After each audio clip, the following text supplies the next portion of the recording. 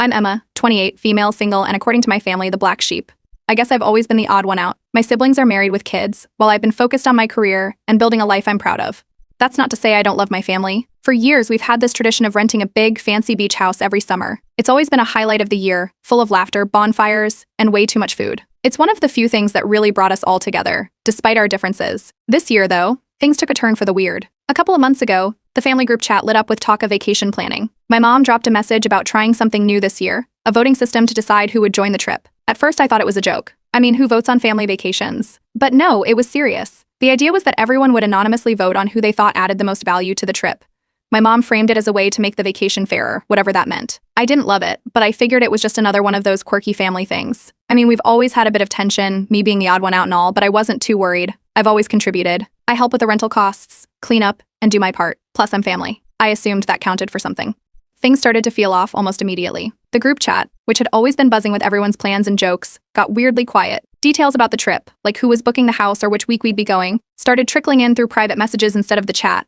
At first, I thought I was just being paranoid, but then I overheard my mom on a call, casually mentioning the poll results and laughing. That was the first time it really hit me. This wasn't just some harmless fun. This was serious. About 2 weeks before the trip, I got a text from my older sister. It wasn't even a call, just a message saying, "Hey, so the votes are in and you're not coming this year. Sorry." That was it. No explanation, no room for discussion. Just sorry. When I finally got her on the phone, the reasoning she gave was almost laughable. Apparently, I didn't contribute enough to last year's trip. No kids, no partner, and I didn't help cook much, though that's because I was cleaning up after everyone else.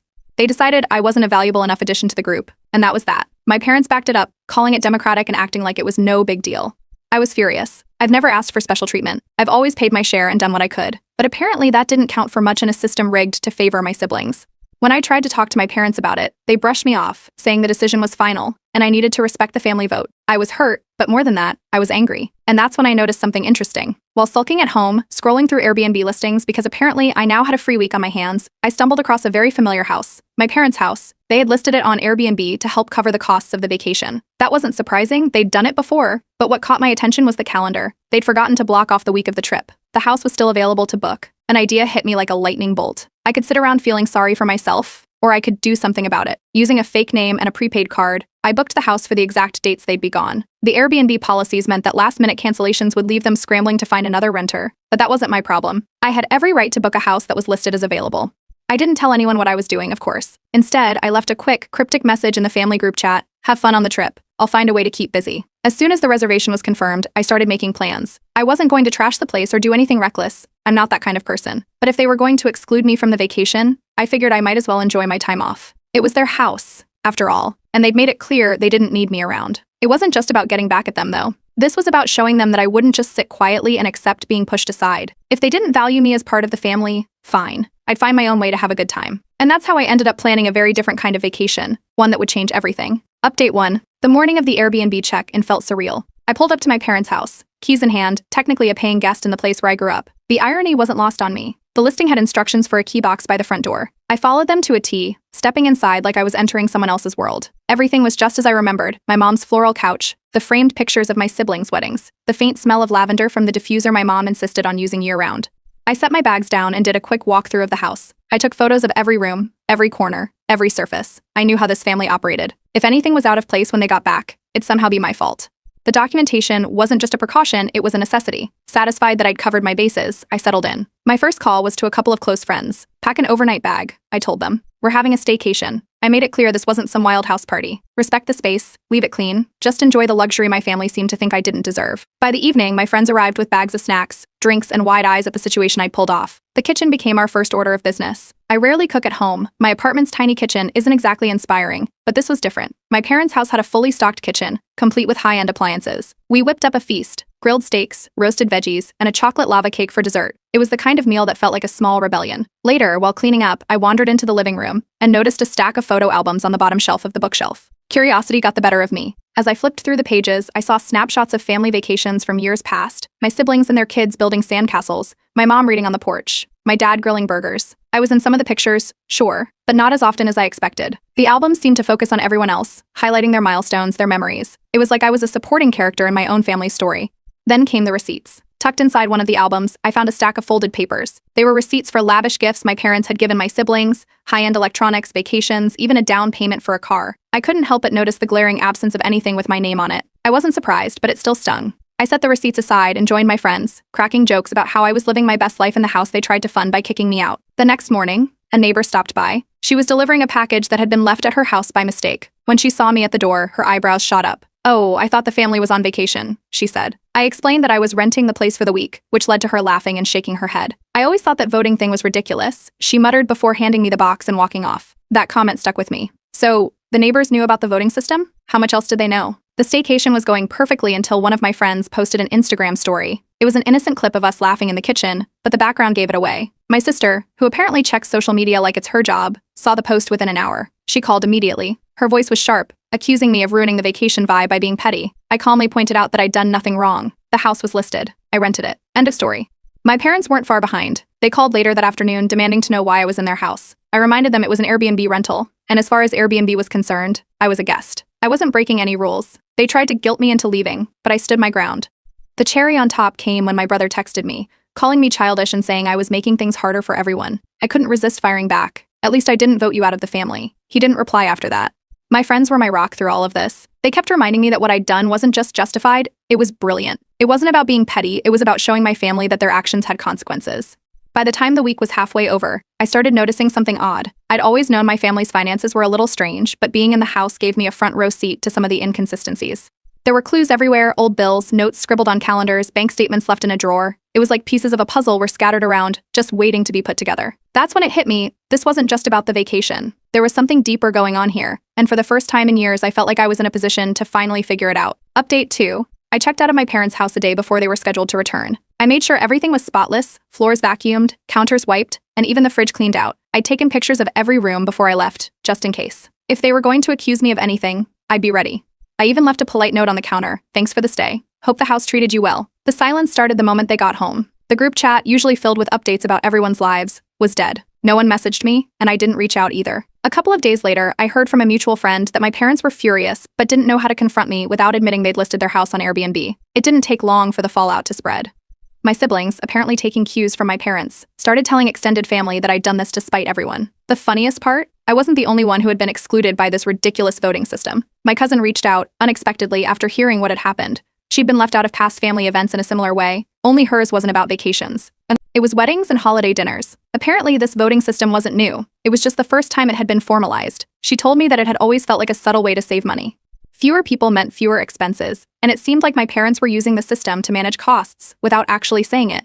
That conversation made me dig deeper. I still had access to a few financial records from when we'd shared costs for past vacations. What I found left me stunned. My parents had been charging me extra for years. While my siblings had received family discounts, I'd been paying full price, or more. My contributions had subsidized their stays, and I hadn't even realized it. I couldn't let it go. I wrote an email to my parents, carefully outlining everything I'd found. I explained how hurtful it was to realize I'd been treated differently, and I included screenshots of the discrepancies. I also mentioned the receipts I'd found for gifts they'd given my siblings, but not me.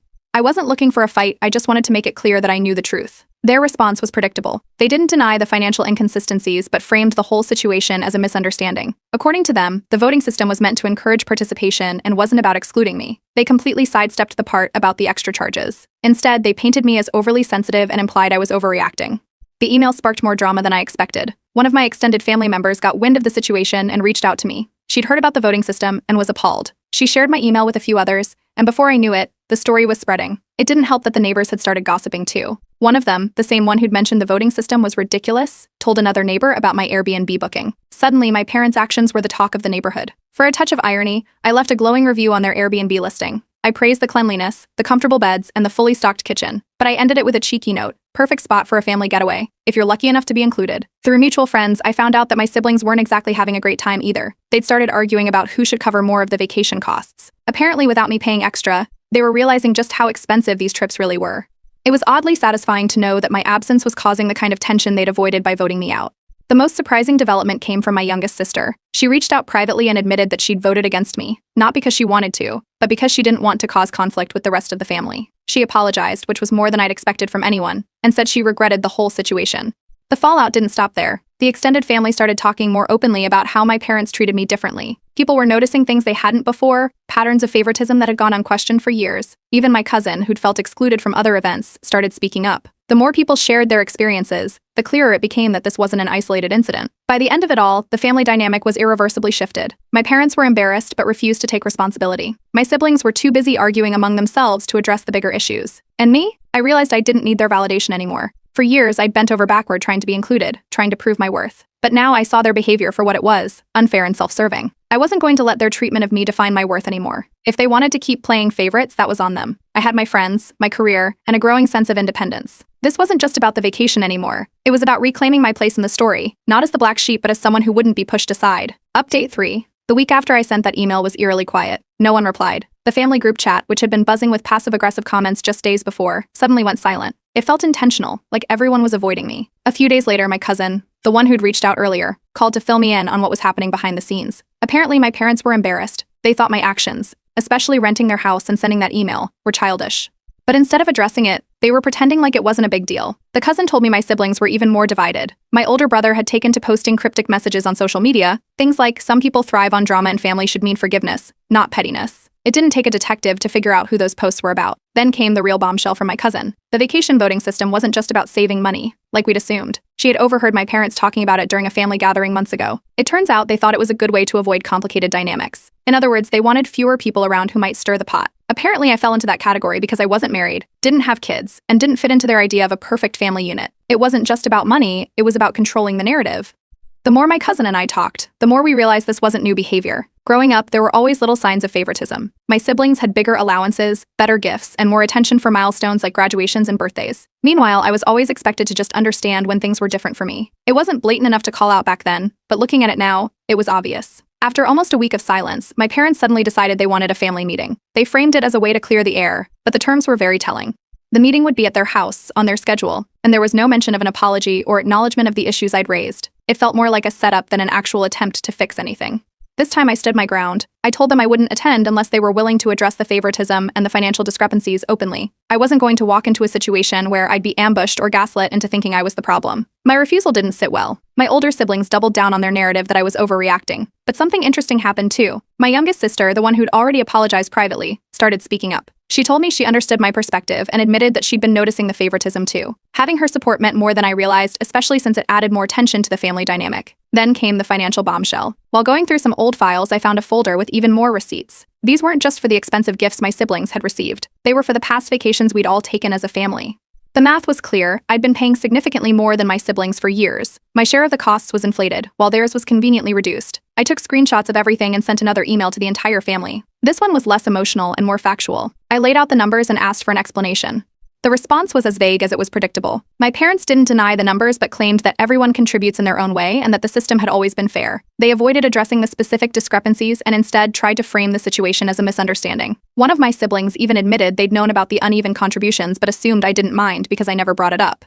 Things escalated when my cousin decided to call her own family meeting. This one wasn't just for our immediate family, but for some of the extended relatives who'd been gossiping about the situation. She laid everything out, how the voting system worked, the financial inconsistencies, and the clear favoritism. It was like ripping the lid off a pressure cooker. The fallout was immediate. Some family members sided with me, saying they'd noticed the favoritism but had never felt it was their place to speak up. Others tried to justify my parents' behavior, claiming it was normal for parents to prioritize certain kids based on their needs. The divide was palpable, and it felt like this was the first time anyone had openly acknowledged the unspoken rules that had been running our family for years. By the end of the week, the family dynamic was in shambles. My parents were avoiding direct confrontation, my siblings were fighting amongst themselves, and extended family members were taking sides. For the first time, I didn't feel like the black sheep. I felt like the person who finally called out the broken system. This wasn't just about the vacation anymore. It was about years of inequality finally coming to light. And while the fallout was messy, I couldn't help but feel like it was long overdue. Update 4. The silence from my family stretched on, but the frustration of being ignored finally pushed me to take a different route. I shared my story anonymously on a community platform where people discussed family drama, unfair treatment, and complicated relationships. I laid out the facts, the voting system, the financial discrepancies, and the years of favoritism. The response was overwhelming.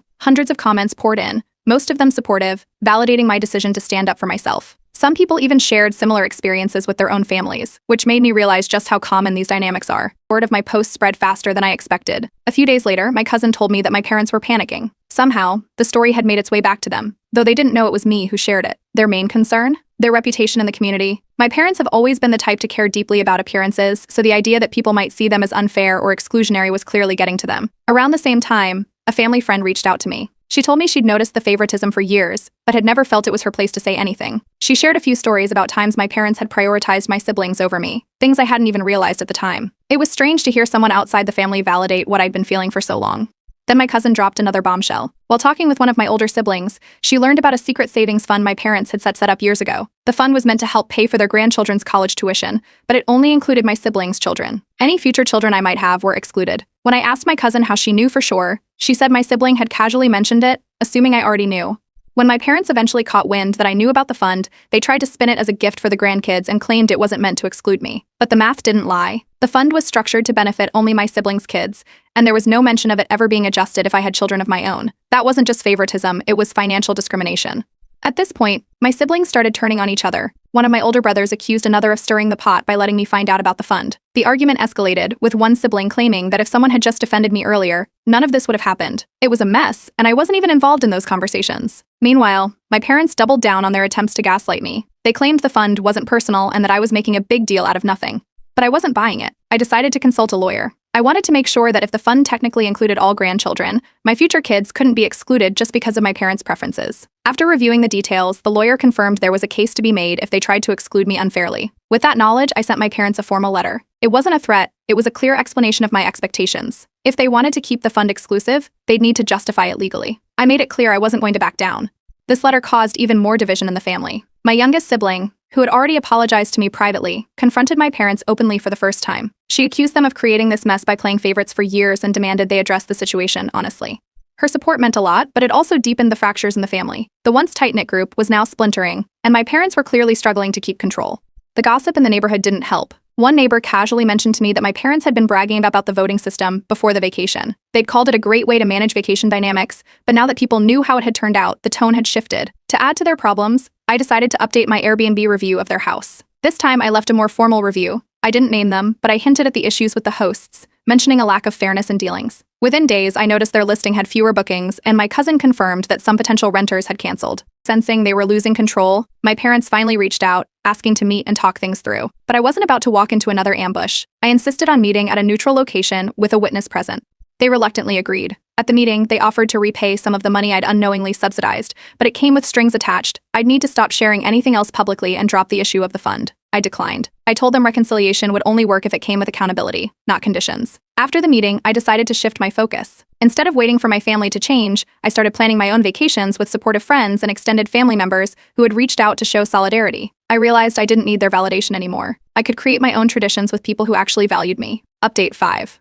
After our tense meeting, I thought my parents might take some time to reflect on everything. Instead, they doubled down. A few days later, they sent a family-wide email framing themselves as victims of my vindictiveness. They painted a picture of themselves as loving parents who had only ever tried to create harmony and blamed me for tearing the family apart. It was a masterclass in gaslighting, but this time it didn't work. Their email backfired almost immediately. Several extended family members, who had been quietly observing from the sidelines, started speaking up. Some sent private messages to me, expressing their support and acknowledging that they'd seen the favoritism for years but had been too uncomfortable to say anything. One uncle replied directly to the email thread, calling out my parents for their behavior and expressing disappointment in how they'd handled the entire situation. He wasn't the only one. Meanwhile, the voting system, the catalyst for this whole mess, finally came under scrutiny. Another cousin revealed that the voting idea had originally been suggested years ago as a joke during a holiday dinner. It was never meant to be taken seriously, but my parents had latched onto it as a convenient way to exclude me without confrontation. The absurdity of it all left my siblings arguing amongst themselves. One of them accused another of suggesting the idea in earnest, and the finger pointing quickly spiraled out of control. While my parents tried to maintain their narrative, they were blindsided by an unexpected intervention.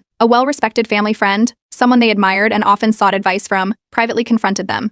She urged them to address the situation, honestly, before they lost me completely. My cousin told me about the confrontation later, and while I didn't expect much to change, it was validating to know someone else had stepped in on my behalf. Not long after, I received an unsigned letter in the mail. It was an apology for the vacation vote, vaguely acknowledging that it had been unfair and poorly handled. While it wasn't explicitly stated, the tone of the letter hinted that it might have come from my dad. He didn't follow up or admit to writing it, though, so I didn't dwell on it. At the same time, I decided to take one final legal step. After consulting my lawyer, I filed a formal complaint to ensure the family trust fund followed the legal guidelines that specified all grandchildren. This move sent ripples through my siblings, who suddenly realized that their own children's benefits might be at risk if my parents didn't comply. It created even more tension, but I knew it was the right thing to do. The pressure seemed to be getting to my parents. They quietly took down their Airbnb listing, likely realizing that their actions had alienated not just me but also some of their neighbors and community. My cousin later confirmed that the neighbors were gossiping about the whole situation, and my parents were clearly uncomfortable with the scrutiny. Amid all the chaos, life outside my family drama took a surprising turn. I received a major promotion at work, one that allowed me to focus on my personal goals and gain more financial independence. It was a silver lining in an otherwise tumultuous time, and it gave me the clarity to prioritize what really mattered. The fallout from my parents' actions continued to ripple outward. Extended family members began questioning their behavior more openly, and their exclusionary actions became a common topic of gossip. My parents' carefully crafted reputation as the perfect family started to crack, and I could tell they were feeling the heat. One of the most unexpected moments came when my youngest sibling, the only one who had apologized, reached out with an olive branch. She invited me to a neutral family dinner to start rebuilding our relationship. She admitted that she had been complicit in some of the favoritism but wanted to make things right moving forward. It wasn't much, but it was a start. Eventually, my parents issued a half-hearted apology. It was more about appeasing the extended family than genuinely addressing the hurt they'd caused. They stopped short of admitting the full scope of their wrongdoing, instead framing it as a misunderstanding. I let them know that any future reconciliation would need to come with genuine accountability and a commitment to treating me as an equal, not as an afterthought. With that chapter closed, I decided to focus on creating new traditions. I organized a trip with supportive friends and cousins, people who had stood by me through the drama. It was refreshing to spend time with people who valued and respected me for who I am, not for what I could contribute financially or socially. Looking back, the whole ordeal taught me more than I ever wanted to know about family dynamics and favoritism. But it also showed me the importance of standing up for myself and setting boundaries. I've stopped chasing validation from people who don't see my worth. Instead, I'm building a life and a chosen family that brings me joy and fulfillment. For the first time in a long time, I feel free.